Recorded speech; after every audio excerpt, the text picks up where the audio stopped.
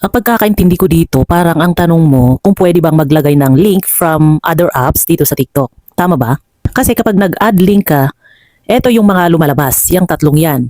Hindi ko na sinubukang maglagay ng ibang link dyan sa tatlong yan, maliban dun sa link mismo ng product na ipopromote or ibebenta ko, na galing din mismo sa aking showcase, na galing din mismo sa TikTok shop.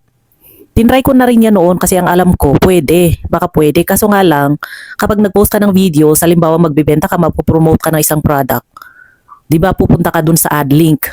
And then pagka-click mo ng add link, lalabas yung tatlong yan. So pwede kang maglagay ng link ng event, ng live, ganun. Ako sure kung pwede mong ilagay yung link ng live mo sa kabilang app kasi hindi ko pa yan natatry. At ayokong itry kasi baka magkaroon ako ng violation.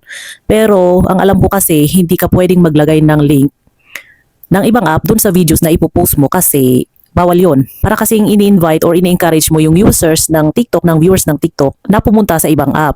So bawal yon. Pero kung maglalagay ka ng link ng ibang app dito sa TikTok, pwede dun sa ibaba ng profile, dun sa mismong bio. Kasi pwede mong i-connect dun yung isa lang ha, isa sa mga social media account mo. Kagaya ng IG at saka ng Red App. Pwede mong ilagay yung link dun sa ibaba ng profile mo, dun sa mismong bio. Yun lang ang alam kong pwedeng paglagyan ng link. Pero kung dun sa mismong post mo, yun sa video, hindi pwedeng maglagay ng link ng ibang app.